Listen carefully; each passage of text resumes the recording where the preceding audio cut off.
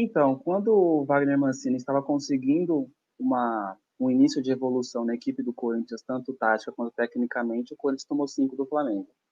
E aquela derrota eu até imaginei que iria impedir esse sucesso no trabalho do Wagner Mancini até o momento. Que foi uma derrota que foi até então é a maior derrota do Corinthians em Itaquera, é uma derrota que o Flamengo nunca conseguiu obter aqui em São Paulo contra o Corinthians, então é uma derrota histórica. Eu imaginei que essa derrota seria um empecilho da equipe do Corinthians em questão de evolução. E não, após aquela derrota, a equipe se fortaleceu, o Wagner Mancini observou que Luan não dava mais, observou que o Gabriel precisava voltar à equipe, observou que precisava de um lateral esquerdo. E aí o Fábio Santos chegou, o Gabriel se tornou titular e contribui muito com esse sucesso do Corinthians, que faz o Corinthians ser um candidato a Libertadores na próxima temporada.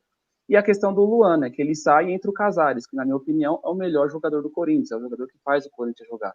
Então, após essa derrota contra o Flamengo, o Corinthians evolui demais. Evolui ao ponto de, em 7 jogos, apenas tomar um gol. Só que aí tem a questão do Palmeiras. O Palmeiras faz 4-0 no Corinthians, da mesma maneira que o Flamengo fez 5-1 no Corinthians. Da mesma maneira nos contra-ataques, muitos erros individuais.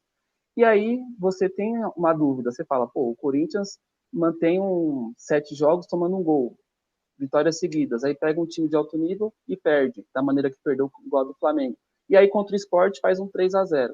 É um pouco complicado nessa questão da pergunta você falar que existe um padrão, existe um Corinthians definido, porque é um time que quando ele é desafiado ao extremo, como foi contra o Flamengo e contra o Palmeiras, tomou 9 gols nesses 2 jogos. Então, ainda para mim, é um time com ponto de interrogação. Porém, é inevitável falar da evolução desse time, comandado pelo Wagner Mancini.